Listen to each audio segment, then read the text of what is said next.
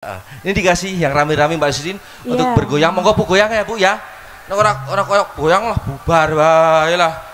Goyang sing rame monggo dipersilakan untuk rekan-rekan teman-teman apalagi yang muda-muda monggo dipersilakan rapatkan barisan kita goyang hadir bareng bersama Diajeng Ristin dan juga hadir bareng Lintang Budaya. Monggo. Ya cepet goyang kene bae goyang.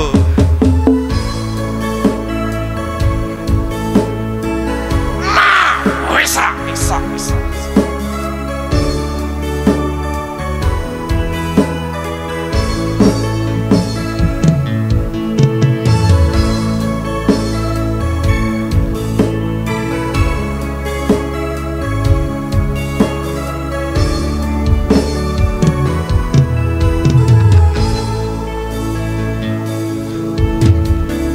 Wis kadung sayang, wis kadung berjuang, hati wis nyaman, rasida bebojoan. Satuanku telu, satuanmu walu, jare wong tuamu diteng ra ketemu. Apot sanggane wong tuwa ora marangke, kok kaya ngene nasib sing tarasake. Hebat seimbang. Ayo goyang. Yo. Ngomong awak dhewe biyen kapato, yen akhire ati iki sing diremo. Kabeh kuwi ora sing tak jaluk, jare wong tuamu wetone ora katok.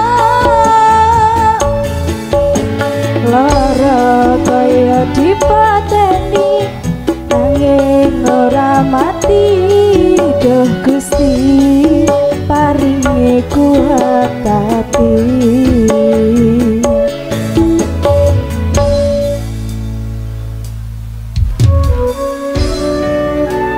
Masih bersama Lintang Budaya. Rika, Cumi-cumi audio. tunjukkan wajahmu Rika. Kamu bicara Kukira kau apa? pribadi yang baik. Jangan. Ternyata kau gadis yang mudah didapatkan di seberang jalan-jalan. Cukup Rika. Satuanku telu, satuanmu wongu, jare wong tuamu diteng ra ketemu. Apot sanggane wong tuwa ora marengke, kaya ngene nasib sing tarasake. Ayo yo. 1, 2,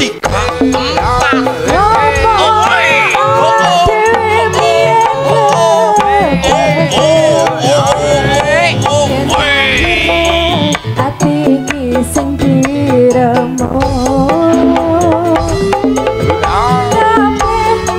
Kuwi ana sing tak jaluk, Rekatang. jare wong tuamu wetone